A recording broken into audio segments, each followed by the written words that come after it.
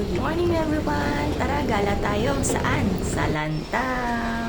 So, ayan nga guys, from Tungchong MTR Station, Exit B. Ayan, labas po tayo sa Exit B at hanapin natin ang Bus 3M. Ayan na po yung Bus 3M. As you can see, ang dami pong nakapila kasi marami pong pupuntang mag-hiking din at saka yung iba po ay mga nakatira na doon.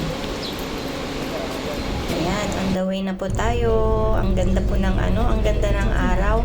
So, bumaba nga pala ako sa Pak Kung Au bus stop. Ayan, pagbaba po sa Pak Kung Au bus stop, ayan, then po, maglakad lang po kayo konti paakyat and then tawid po kayo sa kalsada kasi po yung starting point po ng Lantaw Peak Hike ay nasa kabila po ng kalsada.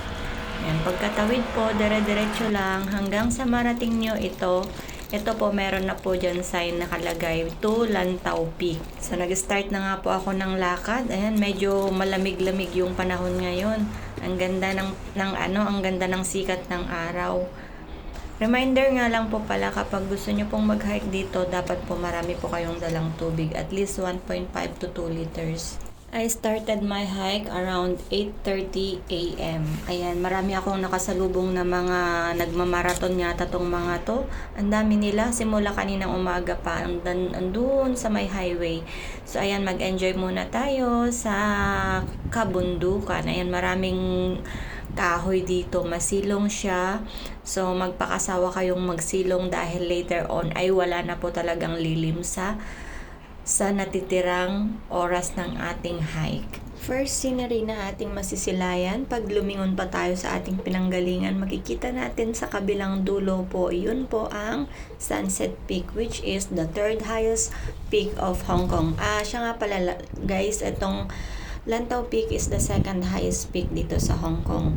First po ay ang Tai Mo Shan. So, medyo may kahirapan din talaga konti yung yung hike na to.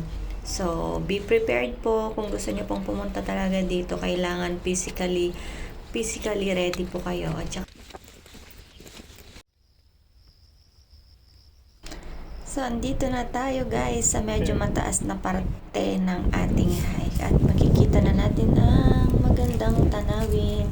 At dahil solo hiker tayo, nagtatry tayong kumuha ng magandang picture, but suddenly nahulog ang ating cellphone. Ayan, so andito tayo ngayon sa first viewing point ng Lantaw Peak. Ayan, ang ganda talaga guys. Hindi mapipicture ng camera lang yung kagandahan ng lugar, kaya mas may enjoy po talaga kapag pumunta kayo dito. So, ayan, doon tayo galing. Makikita nyo yung mga kasamahan doon, mga nahuli. So, ito naman po yung second viewing point dito sa Lantaw Peak. Ayan, maganda talaga.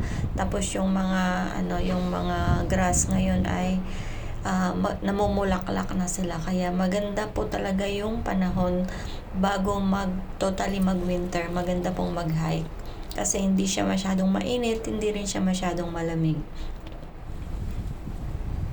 As you can see, tanaw na tanaw sa baba, tanaw na tanaw yung mga building. Ang ganda. Ayun o, tatakbo-takbo pa yan.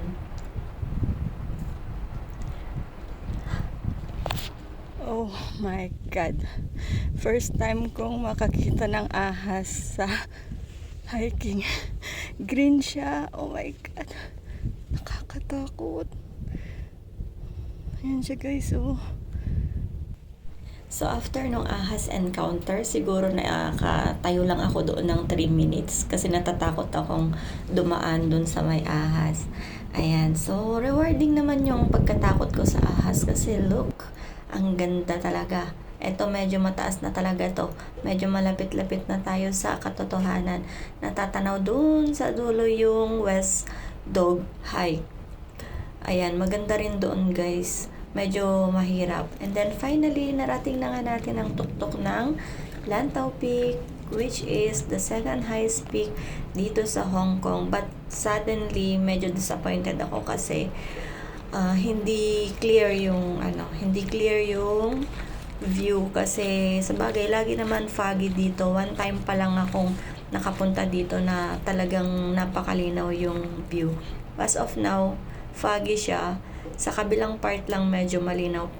So, nag-stay pa ako dito ng 1 hour, hoping na mawala yung fog at makakuha ng magandang view. Pero, ganyan na talaga siya, guys.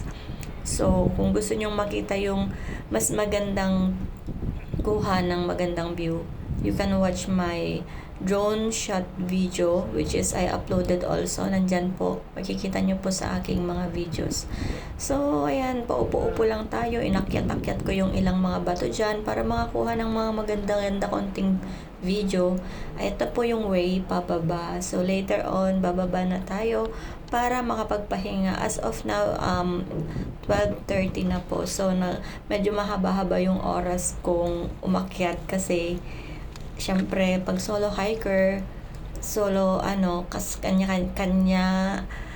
kanyang kuha ng picture. So, medyo natagalan tayo sa pagkuha-kuha ng mga picture. So, eto na po, pababa na at ang ganda pa rin talaga ng tanawin. 'Di ba? See, ang ganda talaga, nakaka-relax, nakakatanggal ng pagod. And nakababa na nga ako at bimungat sa akin tong magagandang bulaklak dito sa Ngongping. Ayan, welcome to Ngongping. Nandito na po si Big Buddha. Hindi ko na siya nakuha ng video since 4 times na akong nandito. So, hindi ko na siya kinuha ng video. Nag-take lang ako ng mga short videos pang upload, mga flowers. Ayan, so, pag nandito na po kayo, mag-e-enjoy pa rin po kayo kasi sobrang ganda po ng lugar. Andyan po si Big Buddha. Tapos meron din yung Wisdom Path. Bago yung Big Buddha, pagbaba ninyo ng Lantau Peak is bubungad sa inyo pala yung Wisdom Path. Meron din po akong video ng Wisdom Path ng drone shot ko po dyan.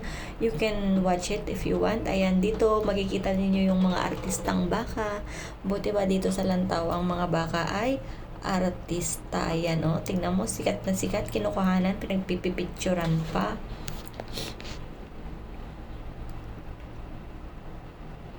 So, ayan na nga guys. Pauwi na tayo. Kung gusto nyo na pong umuwi, punta lang po kayo sa Ngongping Village. Nandun na po yung mga bus papuntang city. Ito po yung Ngongping Village. Thank you for watching.